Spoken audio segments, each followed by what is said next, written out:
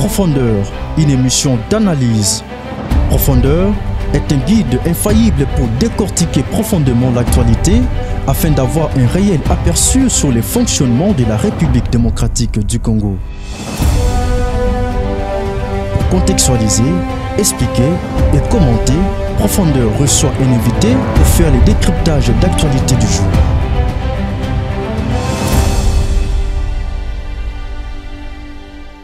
iWeb. Bienvenue à ce nouveau numéro de l'émission Profondeur. On a le plaisir de recevoir comme ça un jeune avocat, mais il est aussi analyste et politique. Il va répondre à nos questions. On va épiloguer comme ça autour de la situation sécuritaire dans l'Est de la République démocratique du Congo. Pourquoi pas lui poser aussi des questions concernant la convocation du gouverneur de Gentil Ngobila. Et on nous apprend comme ça qu'il est chef de l'État sera face à la presse. C'est jeudi, sauf changement des dernières minutes. En tout cas, j'ai le plaisir de les recevoir comme ça. Il s'appelle tout simplement Maître Andy Loufoua. Il est également analyste politique. Bonjour et bienvenue chez nous. Bonjour, monsieur le journaliste. J'aimerais d'entrée déjà préciser sur les noms. Il s'agit de Maître Andy Louafa. Louafa. Ah, désolé d'avoir massacré votre nom. Merci. Oui. On vous reçoit à bras ouverts. Vous êtes jeune, je venais de le dire tout à l'heure. Vous êtes avocat, vous êtes aussi analyste politique. Est-ce que c'est pas de trop comme charge? Charge, je ne pense pas parce que ce sont des attributions qui peuvent être assumées. Oui. Je suis juriste de formation et avocat de profession. Et être analyste ou chroniqueur, il ne s'agit pas d'une carrière, enfin. Oui. Et c'est plutôt des qualités qu'on peut toujours avoir exceptionnellement.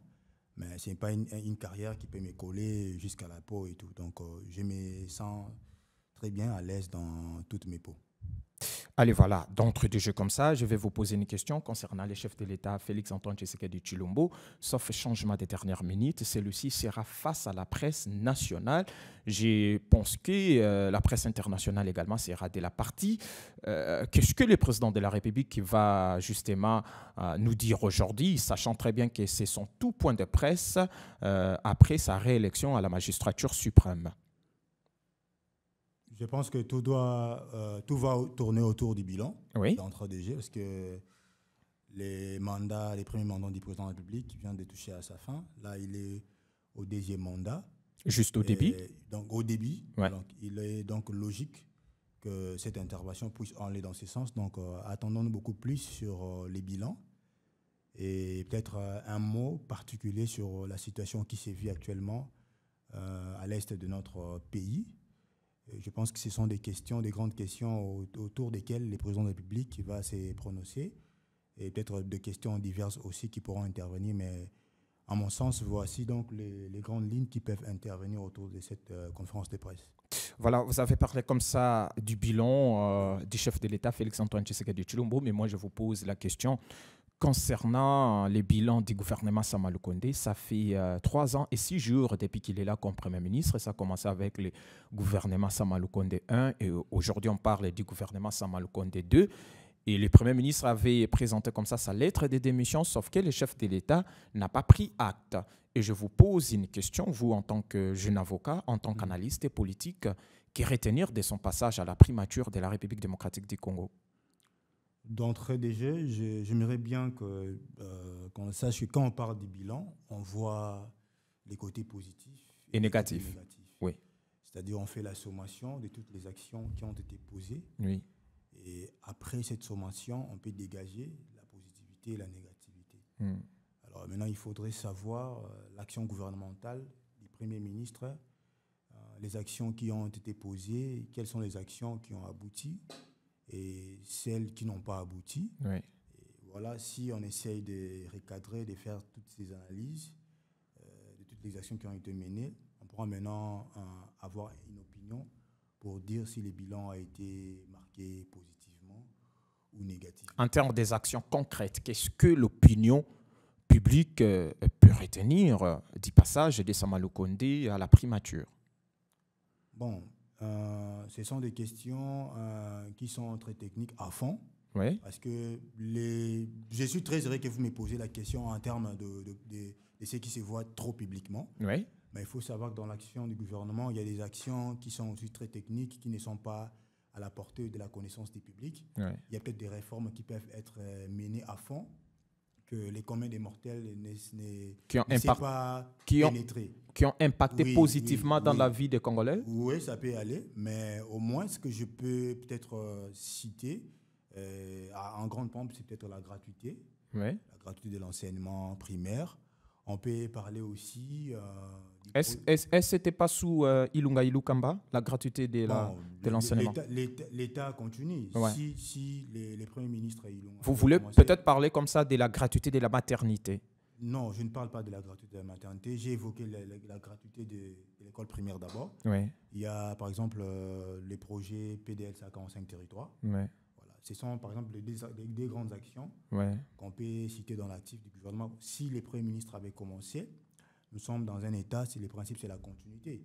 Les premiers ministres Ilunga pouvaient continuer avec Sama Lukonde, ça pouvait trébucher, ça ne pouvait pas aller. Mais puisque l'action a continué et que les premiers ministres ont pris à cœur ces problèmes, ces programmes, qui est aujourd'hui resté continuel. Oui. Donc, on peut aussi, d'une certaine manière, les compter comme une forme ou une partie du bilan de l'actuel gouvernement.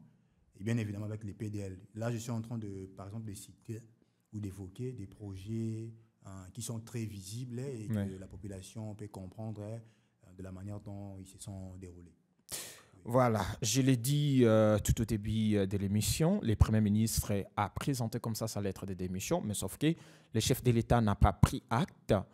Et puis, il a demandé comme ça au gouvernement Sama Lukonde de continuer comme ça d'expédier les affaires courantes. Selon certaines personnes, le chef de l'État a violé intentionnellement la Constitution parce qu'aujourd'hui, il n'a pas le pouvoir discrétionnaire d'autoriser comme ça ou de faire quoi? D'accepter que ces derniers puissent cumuler comme ça les fonctions, alors que c'est interdit dans la Constitution, c'est interdit justement dans le règlement d'ordre intérieur de l'Assemblée nationale et la loi électorale également interdit cela.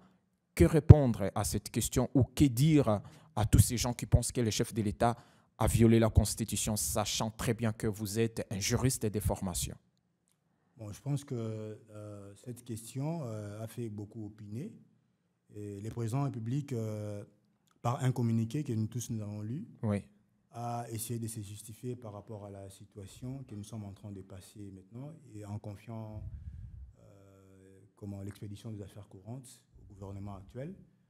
Bon, la gymnastique, elle est simple en principe. Après la validation du Premier ministre qui est élu, député national, le gouvernement aussi bien était déjà démissionnaire et que lui-même, le Premier ministre, est venu, il a présenté sa démission, ça devrait être comme ça dans la logique.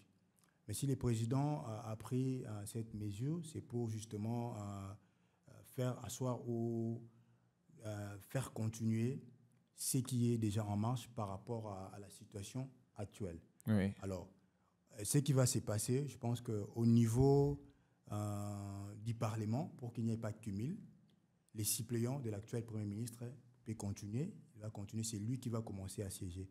Parce que le Premier ministre n'ira pas siéger en même temps en tant que député et continuer à expédier les affaires courantes. Donc, ce qui fait que les suppléants va commencer, parce qu'il s'agit d'un nouveau mandat, va commencer bien sûr à siéger et ça ne va pas rentrer en contradiction. Alors, le Premier ministre va rester là. Au moment où toute la période pour laquelle la mission d'expédition va s'écrouler, c'est en ce moment-là que le Premier ministre pourra possiblement retrouver son siège.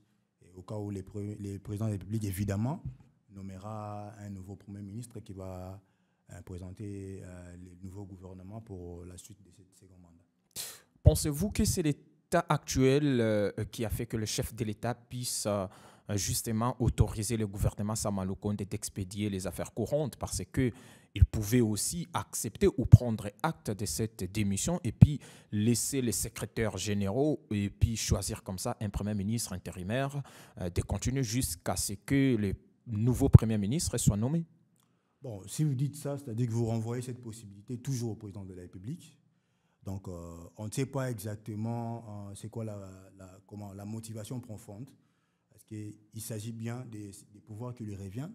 Donc, il pouvait bien évidemment opter pour l'hypothèse dont vous venez d'évoquer, Oui. mais acceptons aussi qu'il puisse choisir celle dont nous sommes en train de parler. Donc, je n'entre pas dans les polémiques, Oui. je suis en train de vous parler de la réalité. Et donc, si vous avancez cette hypothèse, ces raisonnements, ils pouvaient écarter et tout. Donc, considérons qu'ils pouvaient aussi les faire. Et aussi, il y a d'autres charges qui sont bien définies et qui doivent être assumées généralement que par les ministres qui sont actifs. Parce que dans les fonctionnements de l'État, il y a beaucoup de choses qui rentrent en ligne de compte. Et des décisions, par exemple, d'urgence qui doivent être prises par les ministres et non par les secrétaires généraux. Oui. Donc, ce sont des questions autour desquelles les gens doivent réfléchir, pas par émotion, mais rester serein et voir les dessous des cartes, les enjeux de l'ère qui sont très importants en ces jours. Puisqu'on parle de la situation actuelle de la RDC, nous le savons tous très bien que depuis un temps, la situation dans la partie est de la République, vous allez me permettre pour la tautologie comme ça, s'est empirée, s'est aggravée. Et on a vu comment Sake était tout près de tomber, mais grâce à nos compatriotes de Ouazalendo, la cité des Sake est toujours sous contrôle des FARDC qui se battent aussi, et puis les soldats de la SADC. Et aujourd'hui, on a compris, la France a demandé au Rwanda de faire quoi? De quitter le territoire congolais et surtout de respecter les frontières. C'est pareil avec les États-Unis d'Amérique qui ont demandé également au Rwanda d'arrêter de soutenir comme ça les groupes rebelles du M23. Est-ce qu'on peut dire aujourd'hui que la communauté internationale commence au moins à être sincère avec nous, ou la voix du peuple congolais de manière générale commence à être entendue sur le plan international? Bon, sur cette question, il faut souligner qu'il y a quand même des avancées significatives parce que, comme je vous le disais, dans un bilan, il y a les côtés positifs, il y a les côtés négatifs. Et si aujourd'hui, beaucoup de Congolais ne sont pas satisfaits parce que les côtés sécurité ne fait pas encore satisfaire les Congolais. Oui. Donc c'est un côté qui est négatif, mais qui a un côté que le gouvernement est en train de fournir un effort pour les rendre positifs. Alors si je reviens à votre question, avant c'était une guerre qui s'apparentait asymétrique, c'est-à-dire une guerre où on nous donnait l'impression de ne pas connaître l'ennemi. Donc il y avait une bataille entre une force régulière, notre armée, le FARDC, avec des forces irrégulières. Mais aujourd'hui, les choses sont évidentes, ils sont clairs que nous sommes menacés par l'armée rwandaise, les RDF, et que les voix s'élèvent aujourd'hui, les choses sont claires, nous savons et nous connaissons notre ennemi. Ça, c'est déjà une avancée qu'on peut retenir. Mais aussi, sur cette question, il faut savoir qu'il y a une pression diplomatique. D'abord, nous-mêmes, Congolais, sur cette question, j'apprécie parce que nous sommes un et nous restons très soudés. Oui. Il y a beaucoup de questions qui tentent parfois nous diviser, mais j'ai toujours salué la grandeur d'esprit des Congolais quand il s'agit des questions sécuritaires, Oui. surtout la partie Est. Nous tous, nous utilisons le même langage, nous essayons d'utiliser les mêmes actions, nous sommes indignés et nous continuons à mener des actions. Alors, le gouvernement est à notre côté, il joue à la diplomatie.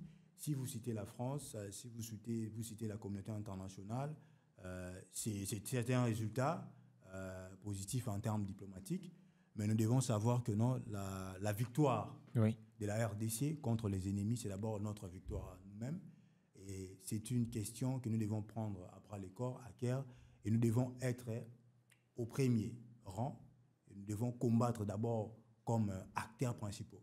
Nous ne devons pas compter sur la communauté internationale. Oui, elle peut nous venir en aide, mais d'abord, c'est une question qui concerne des Congolais.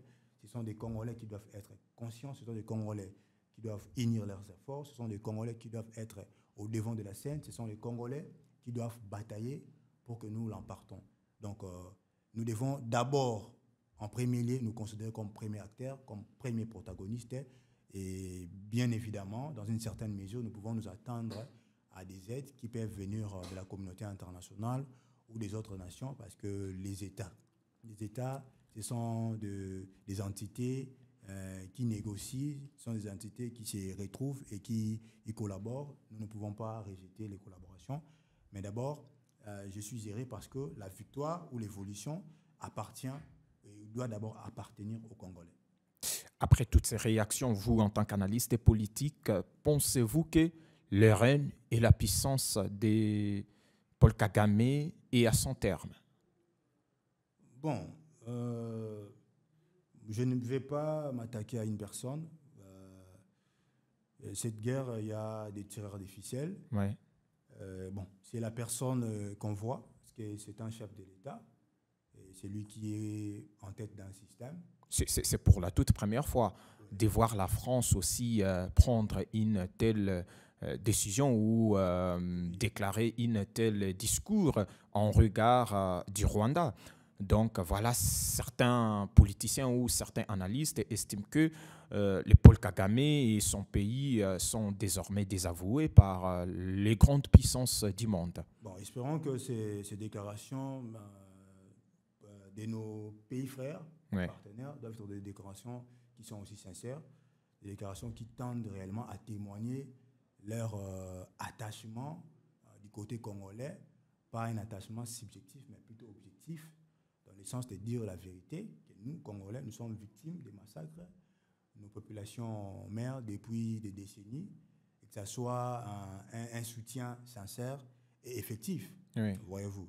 Parce que nous savons que c'est la diplomatie, ce sont des négociations.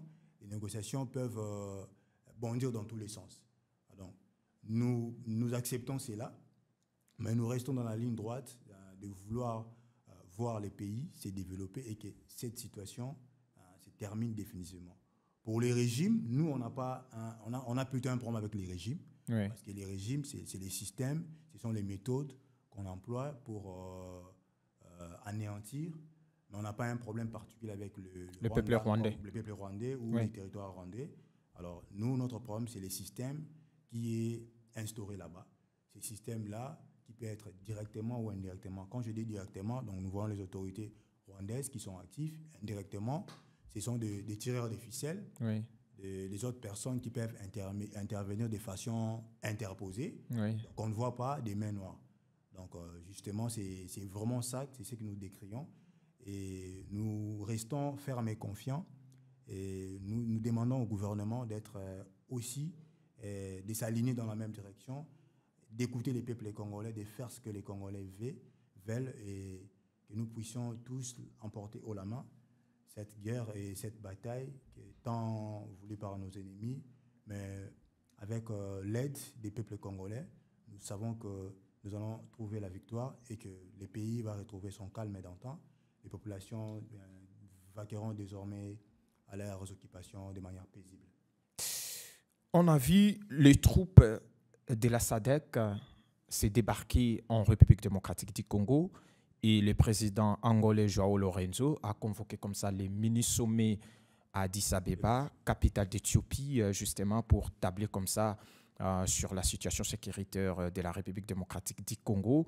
Et le président congolais était, je dirais comme ça, en réunion avec le président sud-africain Cyril Ramaphosa et Ndayishimiye de Burundi. Et selon certaines personnes, le président Félix-Antoine Tshisekedi Tshilombo, qui est le président de la République démocratique du Congo, serait prêt à adhérer les BRICS parce qu'il a compris que la communauté internationale était jusque-là hypocrite avec la République démocratique du Congo. Et c'est lui qui est le médiateur dans cette affaire, dans cette histoire. C'est le président burundais Évariste Ndayishimiye. Comment analyser cela, sachant très bien que le BRICS, c'est l'organisation qui regroupe comme ça le Brésil, la Russie, la Chine, l'Inde et l'Afrique du Sud. Bon, moi, je dirais que les États n'ont pas en réalité d'amis. Oui. Les États ont beaucoup plus des intérêts. Alors, nous, la RDC, nous devons être très responsables. Et nos dirigeants, en commençant par les présidents de la République, nos actions doivent tourner dans le sens de voir là où se reposent tranquillement nos intérêts. Oui.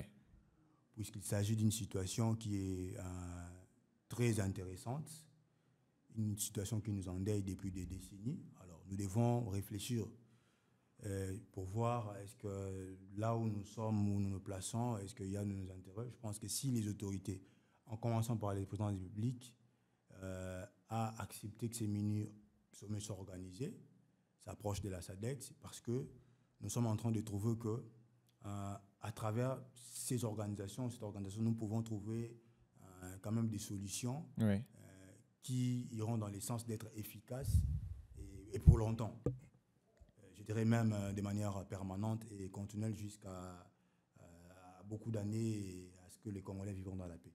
Alors, pour les rapprochements de la Russie ou le Brésil et tout va de ce que nous sommes en train de voir. Est-ce que ça sera une bonne décision de la part de notre président de la République? Bon, le président de la République n'a pas encore pris on essaie de réfléchir. Oui, on essaie de réfléchir, ce sont les intentions.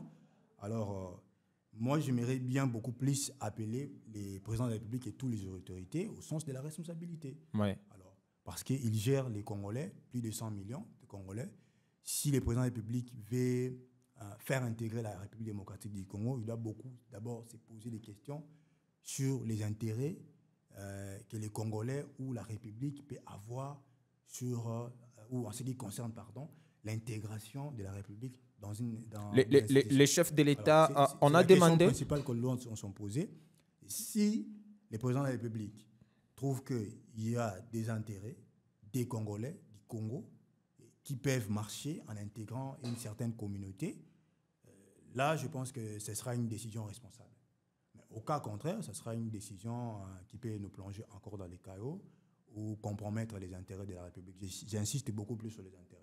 Les mini-sommets d'Addis Abeba voulaient à ce que les chefs de l'État puissent négocier comme ça ou puissent dialoguer comme ça avec le Rwanda, mais aussi avec le groupe rebelle du M23. Le chef de l'État est resté droit dans ses bottes. Il a dit clairement que je veux la paix, mais pas à n'importe quel prix.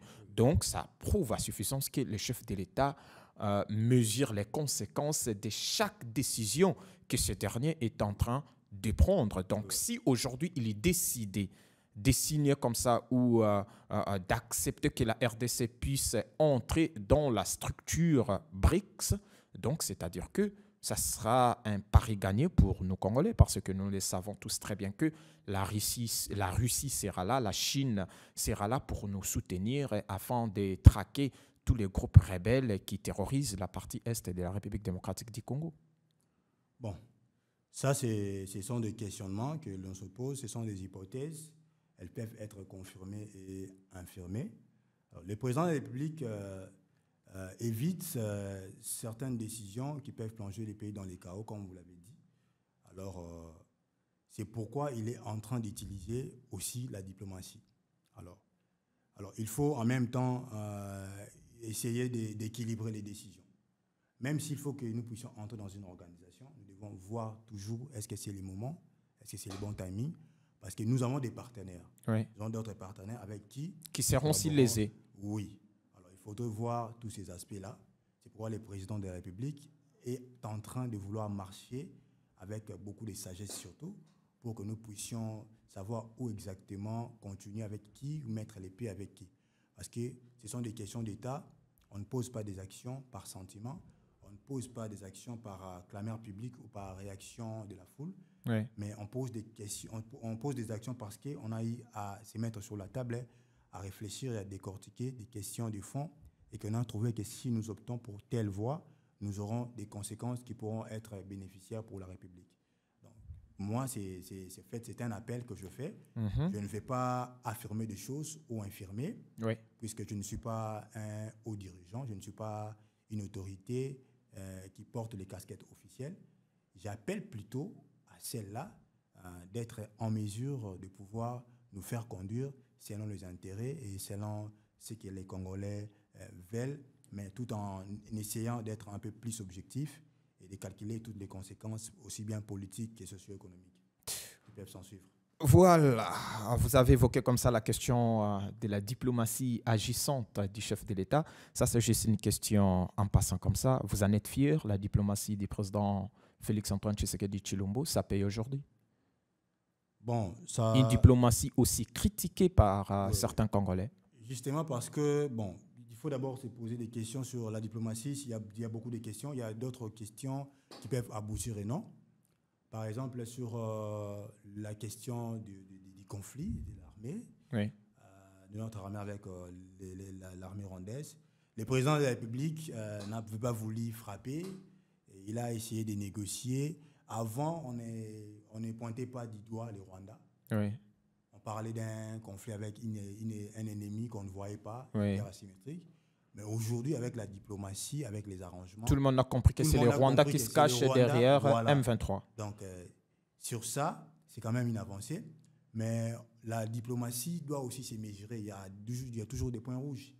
Il y a toujours des points rouges. On ne peut pas continuer, par exemple, à faire marcher avec la diplomatie du moment où l'armée rwandaise pourra intervenir et atteindre nos populations de manière flagrante. Alors, en ces moments-là, je pense que le président de la République peut agir d'une certaine manière. Il y a aussi le président ne veut pas la guerre. Le président a dit lors de sa campagne électorale, je crois que c'était au terrain Sainte-Thérèse Angeli, à moindre, comment on appelle ça, j'ai même oublié les termes, il va réunir les deux chambres pour répliquer. Escarmouche, c'est ça, c'est ce que le président a utilisé comme terme. Mais l'aéroport de Goma touché, il y a des bombes qui sont justement tombées sur les quartiers périphériques de la ville de Goma et autres. Mais jusque-là, le ministre a dit que la RDC, en tout cas, nous ne sommes pas en ce moment, constitutionnellement, le président de la République ne peut pas réunir les deux chambres parce que nous le savons tous très bien que le bureau définitif à l'Assemblée nationale n'est pas encore installé, moins encore au Sénat. Donc, on travaille, on continue avec nos anciennes stratégies et puis peut-être on peut toujours compter sur la diplomatie. Je ne me justifie pas pour les paroles qui ont été prononcées par le président de la République. C'est le président de la République qui l'a prononcé. Alors, c'est à lui, par exemple, de revenir, de nous répondre pourquoi il n'a pas agi coup sur coup. Oui. Mais il y a eu quand même une justification. Vous venez de l'évoquer. La bouche autorisée du gouvernement l'a dit.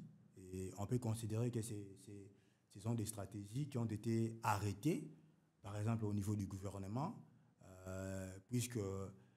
pour déclarer la guerre, bien évidemment, il y a des procédures. Et la guerre nous coûte beaucoup aussi, parce qu'il ne suffit pas seulement de réveiller par un coup de baguette magique, déclarer la guerre, il y a des procédures, il faut respecter des choses administrativement, politiquement, militairement. Alors, déclarer la guerre, ça demande quand même qu'il y ait un certain respect des procédures. Et c'est pourquoi les ministres l'ont évoqué. Je pense que si les conditions sont réunies, ou au moment où elles seront réunies, le président de la République pourra tenir à respecter sa promesse selon laquelle il agira à moindre réaction de l'armée qui est aujourd'hui notre menace. Alors, je ne me justifie pas. Je laisse peut-être le retour au président de la République, sans pourtant aussi me fonder sur les propos du porte-parole du gouvernement. Je suppose que l'option, telle que soulevée par les porte-parole du gouvernement, est l'option où on peut considérer comme réponse du président de la République. Bon, attendons peut-être que quand le Parlement reviendra, oui. Si nous pouvons maintenant, puisque les conditions sont réunies, voir le président de la République prendre une telle mesure au cas où les choses continuent telles.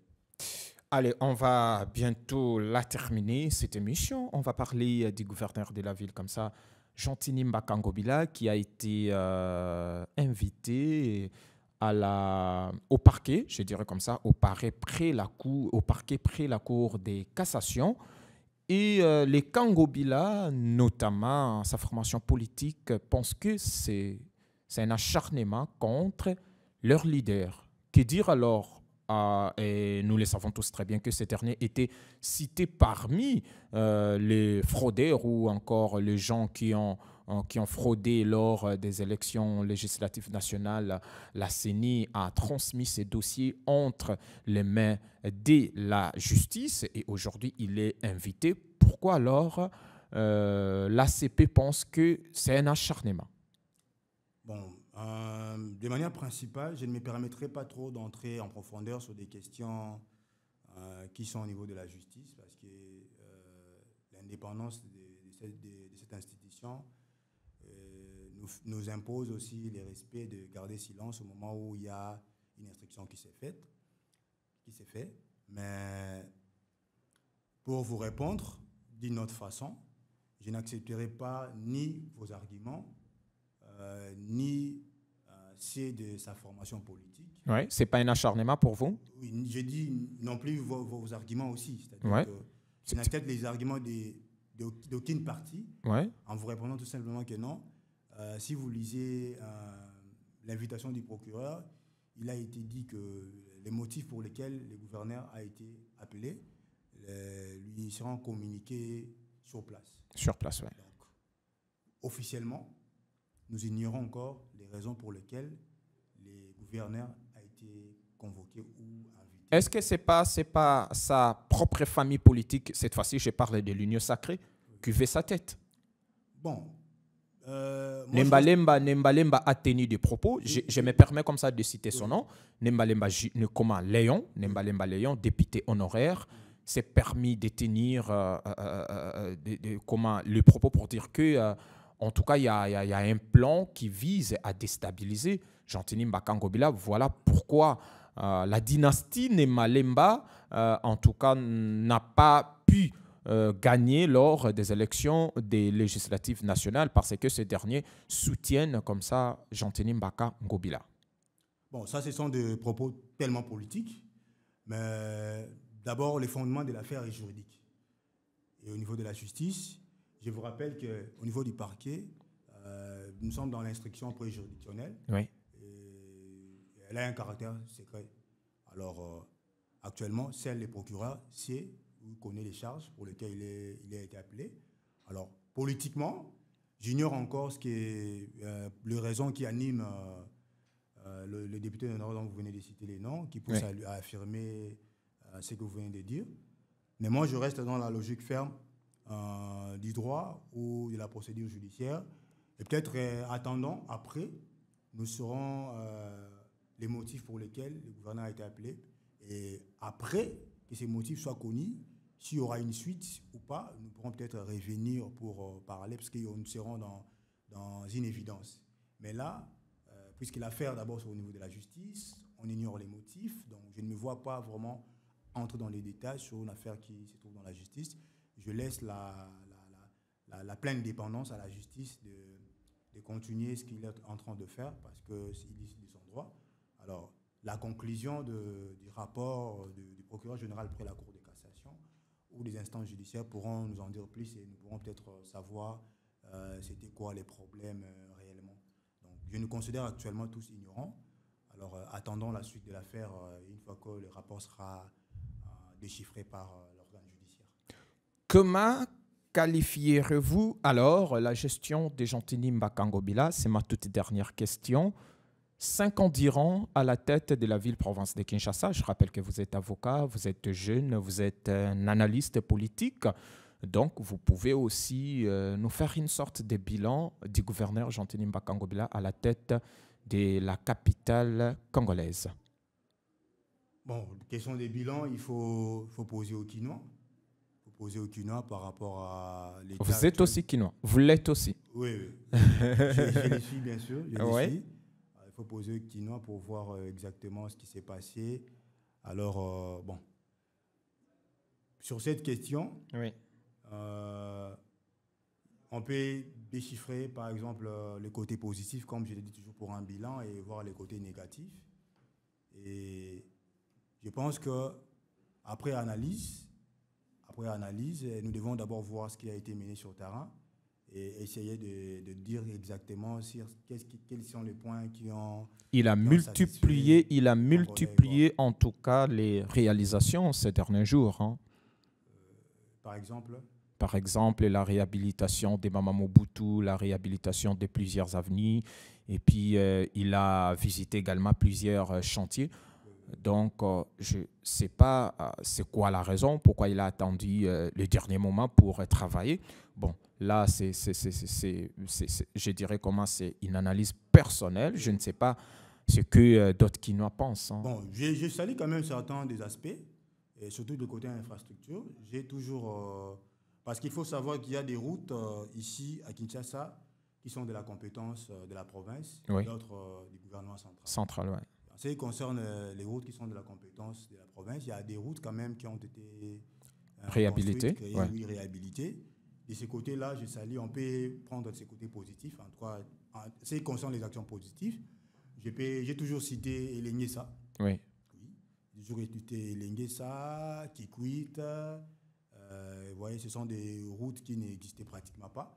La traçabilité, oui, mais qui étaient non asphaltées. Oui. Alors, ça rentre dans son actif. Ça peut être du côté positif, mais il y a aussi les côtés peut-être négatifs qui concernent la salubrité publique. Donc, la ville n'est toujours pas propre. Il y a beaucoup de coins où on retrouve, par exemple, des poubelles, des sachets. Et, ouais, ça, c'est connu de tous. On ne peut pas ponctuer positivement sur les côtés salubrité, en tout cas, en ce qui concerne la gestion de la ville de Kinshasa. Donc, les bilans peuvent toujours se départager. De ce point de vue-là, il y a des côtés négatifs, il y a des côtés positifs. Maître Andy Loafoy, je vous dis merci. C'est moi qui vous remercie. Et comme dernier mot, si vous me le permettez, pour cette émission, nous avons évoqué beaucoup de questions, surtout beaucoup plus sur les questions de l'Est de la République. Je n'ai toujours pas voulu polémiquer autour de cette question. Quand on me pose des questions en rapport avec ces sujets, j'aime répondre avec objectivité, parce que l'objectif ici, ce n'est pas d'attaquer les gouvernements, ce n'est pas d'attaquer les autorités ou les opposants ou je ne sais pas quelle classe politique. C'est une question qui touche l'intérêt de la population. C'est une question qui touche la sensibilité de nous tous. Donc nous ne pouvons pas rester indifférents, soit nous diviser sur cette question. C'est l'une des questions qui doit nous réunir plus qu'en tant que Congolais. Donc j'aimerais bien que le gouvernement puisse consentir, puisse conjuguer davantage les efforts pour que nous puissions atteindre les résultats que tous les Congolais veulent. Donc, et j'aimerais que tous les Congolais, nous puissions rester soudés, unis, que nous puissions regarder devant et que nous soyons très concentrés et très conscienciés sur cette question, aussi bien sur d'autres questions économiques et sociales. Nous devons être exigeants pour que les autorités puissent nous produire des résultats auxquels nous sommes en train de nous attendre. Voilà ce que je peux dire en termes de mot de la fin. Et j'aimerais que les peuples soient réfléchis, conscients encore une fois de plus sur ces questions et que Dieu nous bénisse, Dieu bénisse la République et tous les Congolais. Je rappelle que vous êtes avocat, mais aussi analyste politique. Grand merci d'être venu. Grand merci également à l'équipe technique aujourd'hui coordonnée par Madame Emerance. J'ai dit également merci à Benjin Zola-Maison, merci à Franck Mbaya, merci à mon ami personnel Dominique Mwamba. C'est ici que se referment ces programmes. Grand merci également de l'avoir.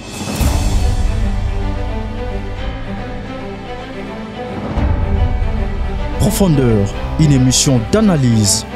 Profondeur est un guide infaillible pour décortiquer profondément l'actualité afin d'avoir un réel aperçu sur les fonctionnements de la République démocratique du Congo. Pour contextualiser, expliquer et commenter, Profondeur reçoit un invité pour faire les décryptages d'actualité du jour.